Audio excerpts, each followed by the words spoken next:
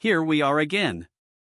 Today, we're setting up a Windows server using VMware Workstation Pro. Before we begin, make sure you've downloaded the Windows Server ISO from the official Microsoft website. I've dropped the link in the description below. Alright, let's get started. We'll begin by creating a new virtual machine. Just go with the typical, recommended, option and hit Next. Choose Browse a Disk Image File, ISO, and select the Windows Server image you downloaded. As you can see, VMware automatically detects Windows Server 2025, nice. Click Next. Now, go ahead and enter a name for your virtual machine. You can also set a password here, or just leave it as default, totally up to you. Then hit Next. In this video, we'll skip the product key step, we're keeping things simple. Next, choose where to save your VM. You can go with the default location or pick a custom folder if you prefer.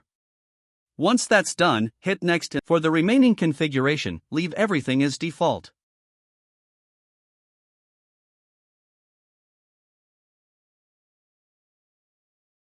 And then finish.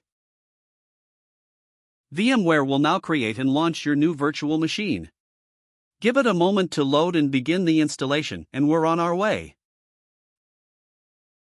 Now let the installation finish. VMware makes this process super simple, no complicated steps required. At this point, just give it a few minutes to complete on its own. And that's it. We've successfully installed the Windows Server.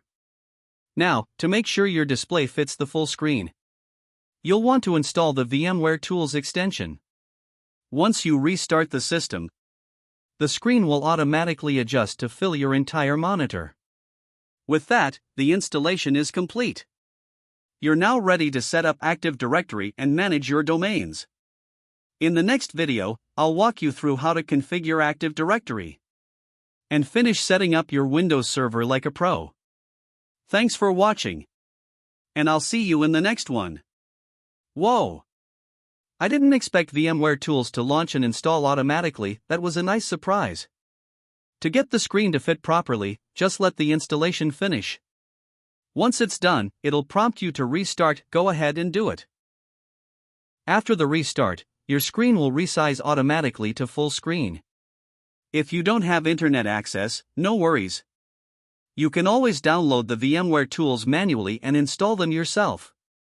And that's a wrap for now. I'll see you in the next video. We've got more cool stuff coming up.